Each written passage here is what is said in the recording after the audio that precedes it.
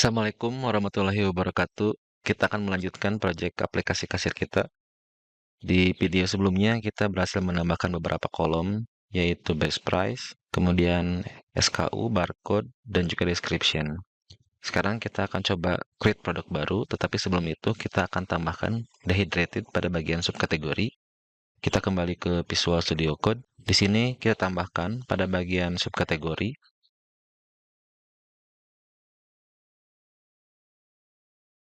Sekarang kita akan coba untuk menambahkan produk baru. Untuk produknya kita gunakan mie sedap.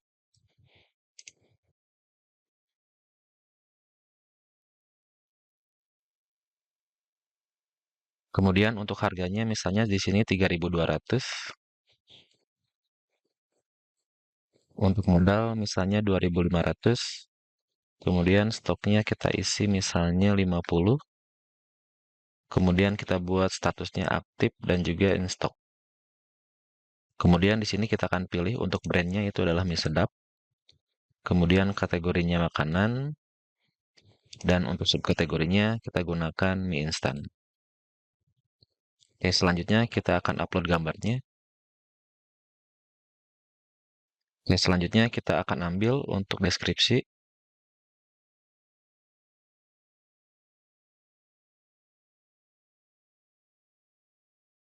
Oke, untuk stock keeping unit kita akan gunakan dari kategori, misalnya 3 huruf. Kemudian 3 huruf berikutnya diambil dari subkategori. Kemudian 3 huruf berikutnya diambil dari brand. Kita juga bisa tambahkan 3 digit. Kemudian untuk barcode kita gunakan angka 1 dulu. Nanti kita akan ambil untuk barcode dari produk ini. Sekarang kita coba create. Selanjutnya kita perbaiki dulu untuk tampilan tabel produk. Kita klik pada bagian produk. Kemudian jika kita lihat pada bagian brand, kategori, dan juga subkategori, di sini kita akan ubah menjadi nama brand, nama kategori, dan juga nama subkategori. Kita kembali ke Visual Studio Code. Kemudian di sini kita masuk ke bagian table. Yang pertama di sini untuk gambar kita akan pindahkan. Kita simpan sebelum nama. Kemudian pada bagian brand ID, di sini kita hapus numerik. Kemudian di sini kita tambahkan searchable. Kemudian kita copy. Kita simpan pada bagian kategori, subkategori. Selanjutnya kita akan buat untuk brand, kategori, dan juga subkategori. Itu toggleable, kita copy. Kemudian kita tambahkan pada bagian brand, kategori, dan juga subkategori. Kemudian selanjutnya kita pindahkan create add dan juga update add. Kita simpan di posisi terakhir.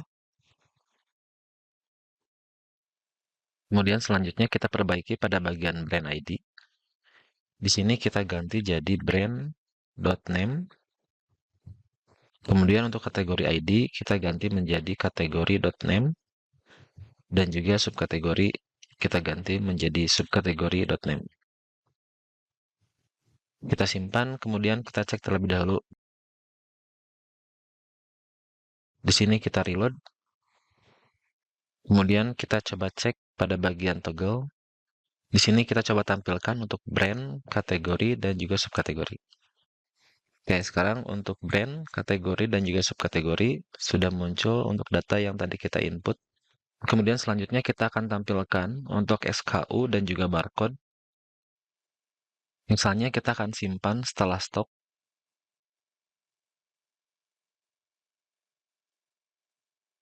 Kemudian nama kolomnya adalah SKU. Di sini kita tambahkan sortable. Kemudian kita juga bisa tambahkan searchable. Kemudian untuk SKU kita juga bisa tambahkan toggleable. Kita copy, kemudian kita simpan di sini. Selanjutnya kita akan duplikat untuk SKU. Di sini kita ganti menjadi kolom barcode. Sekarang kita cek terlebih dahulu di browser. Di sini kita reload. Kemudian kita tampilkan untuk SKU dan juga barcode. Kemudian di sini kita juga bisa tambahkan action delete. Dan juga kita akan buat untuk action ini menjadi grup. Kita kembali ke Visual Studio Code. Kemudian kita scroll ke bagian bawah. Pada bagian action, kita duplikasi. Kemudian kita ganti menjadi delete action. Kemudian di sini kita tambahkan action group. Kita gunakan action group filament table action.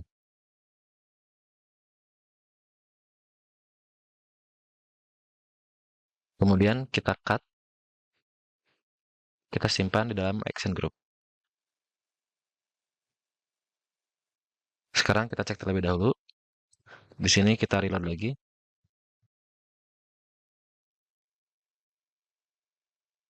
Selanjutnya kita akan buat untuk sidebar itu menjadi collapsible. Kita kembali ke Visual Studio Code, kemudian di sini kita masuk ke bagian pencarian, admin, panel, provider. Selanjutnya di sini kita tambahkan, misalnya kita simpan di bawah brand logo. Kita ketik sidebar. Di sini kita gunakan sidebar collapsible on desktop. Kita simpan. Di sini kita reload. Kita klik, maka tampilannya akan seperti ini. Kemudian kita akan coba untuk pilihan kedua. Kita kembali ke Visual Studio Code. Kemudian di sini pada bagian sidebar kita hapus. Kemudian di sini kita akan pilih untuk sidebar fully collapsible on desktop. Kita simpan. Kita reload. Maka tampilannya akan seperti ini. Jadi kalian bisa menggunakan yang pertama atau yang kedua. Silahkan kalian sesuaikan. Saya akan gunakan versi pertama saja. Di sini saya akan kembalikan. Sekarang kita akan coba terlebih dahulu untuk mendisable kolom SKU, barcode, brand, kategori, dan juga subkategori. Kita coba refresh. Kemudian di sini kita coba tampilkan sidebar-nya. Untuk tabel produk, kalian bisa sesuaikan kolom mana saja yang akan kalian tampilkan datanya. Kita kembali ke Visual Studio Code. Kemudian kita masuk ke product resource. Di sini kita akan tampilkan untuk modal, kita akan simpan sebelum harga.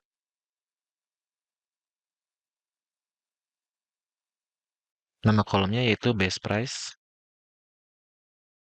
money, dan juga sortable. Kemudian di sini kita tambahkan toggle label.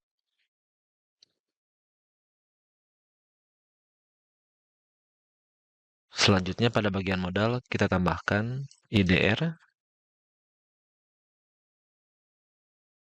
Kemudian pada bagian harga juga. Kemudian di sini kita hilangkan toggle label pada bagian SKU.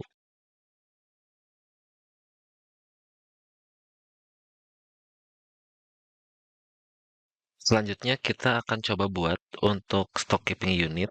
Kita akan generate otomatis setiap kita memilih atau menginput sebuah produk.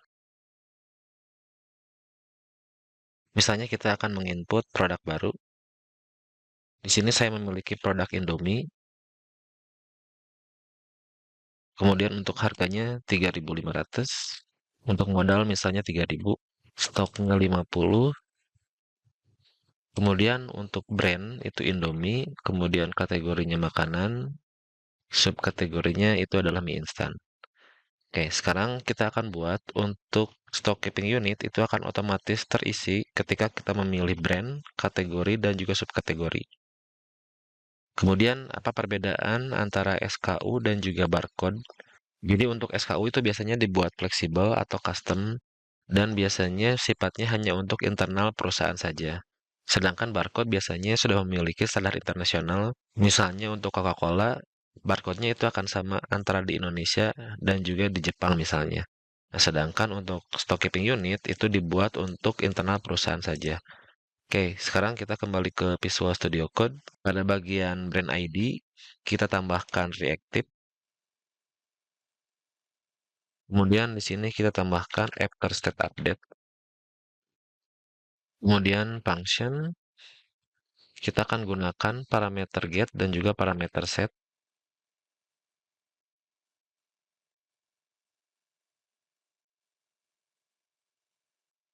Kemudian di sini kita tambahkan static.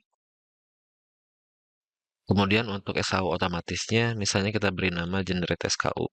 Kemudian di sini kita masukkan parameter set dan juga parameter get-nya. Kemudian kita tutup di sini.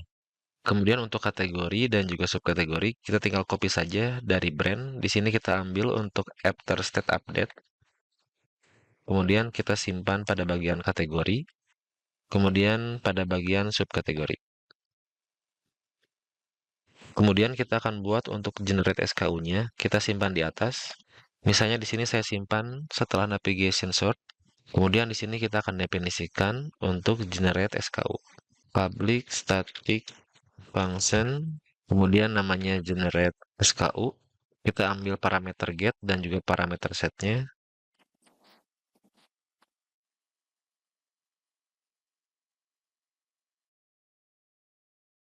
Selanjutnya kita akan buat variabel untuk brand, kategori, dan juga subkategori. Misalnya kita buat brand, kita ambil dari brand model, kemudian find, kemudian ambil nilai, yaitu menggunakan parameter get dari kolom brand ID. Kemudian kita tutup di sini. Ini tinggal kita duplikat saja. Kemudian kita ganti yang kedua misalnya kategori. Kemudian di sini kita ganti jadi model kategori dan nama kolomnya adalah kategori ID. Begitu juga untuk subkategori.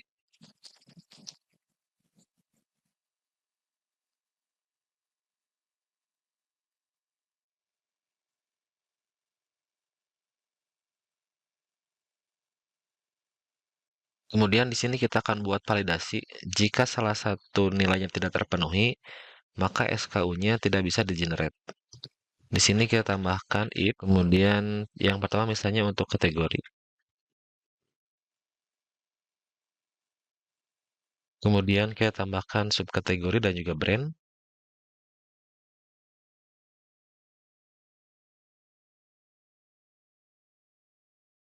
Kemudian di sini kita tambahkan return. Kemudian di sini kita akan definisikan lagi bagaimana cara untuk mengambil 3 huruf pertama. Misalnya kita buat komentar, ambil 3 huruf pertama.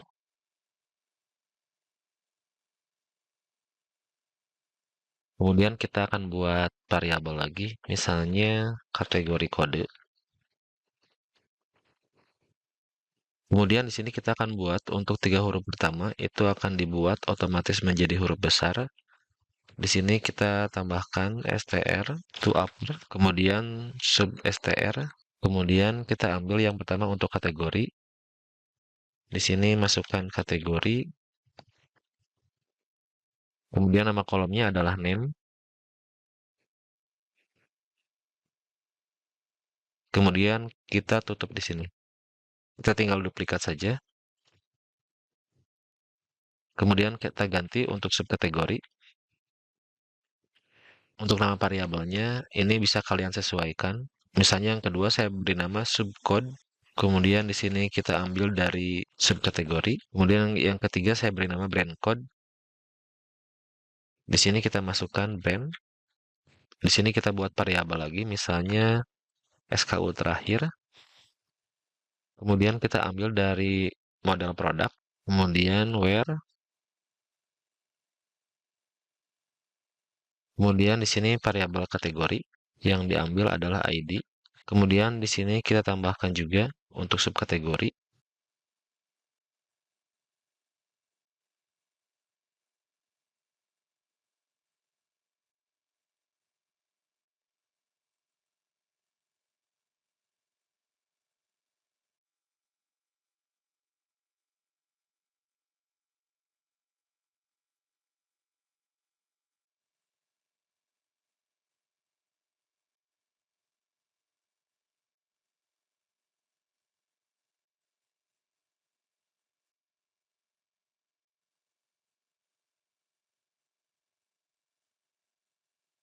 Kemudian di sini kita buat lagi variabel, misalnya next number.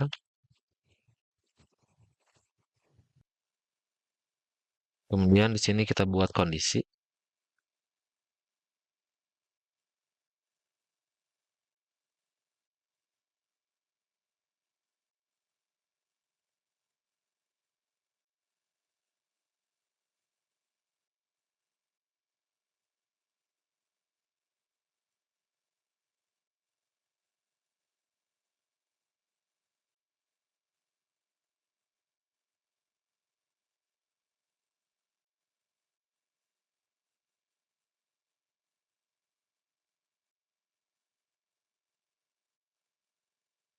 Kemudian di sini kita akan definisikan supaya bisa tampil otomatis pada kolom SKU.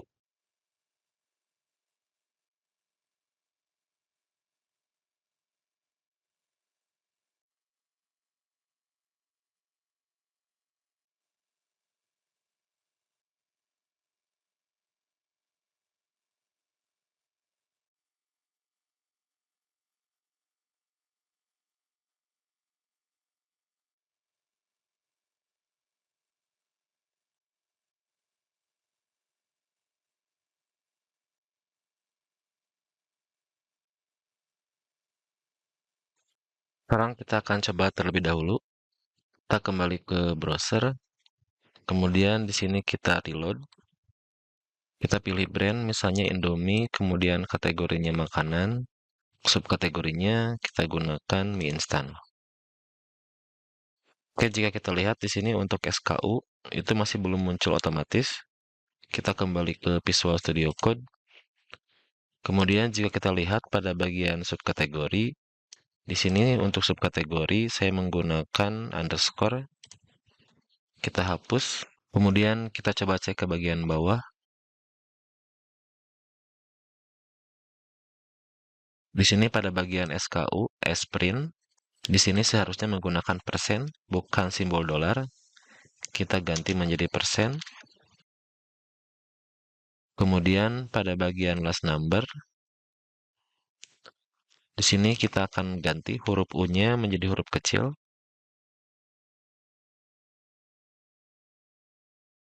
Kemudian kita coba cek ke bagian POM. Di sini kita cek pada bagian brand ID. Pada bagian after state update, parameter get, dan juga parameter set itu harus menggunakan huruf kecil. Sekarang kita akan duplikat. Kemudian kita ganti pada bagian kategori ID. Dan juga subkategori ID.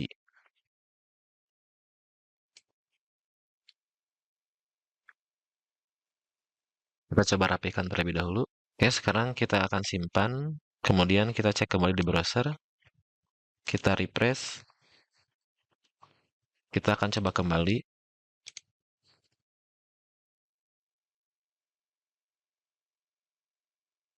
Oke, sekarang untuk SKU sudah muncul secara otomatis.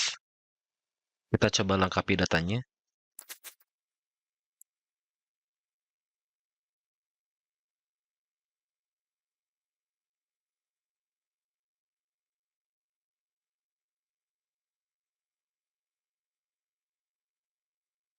Sekarang kita akan coba create.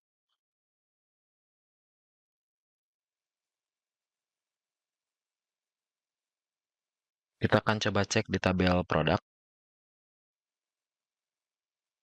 Oke, untuk video kali ini kita akan cukupkan sampai di sini. Silakan sampaikan di kolom komentar jika kalian ada kendala. Jika kalian berhasil, seperti biasa, sertakan nama kalian, kemudian jurusan, dan juga asal sekolah kalian. Sampai ketemu di video berikutnya. Assalamualaikum warahmatullahi wabarakatuh.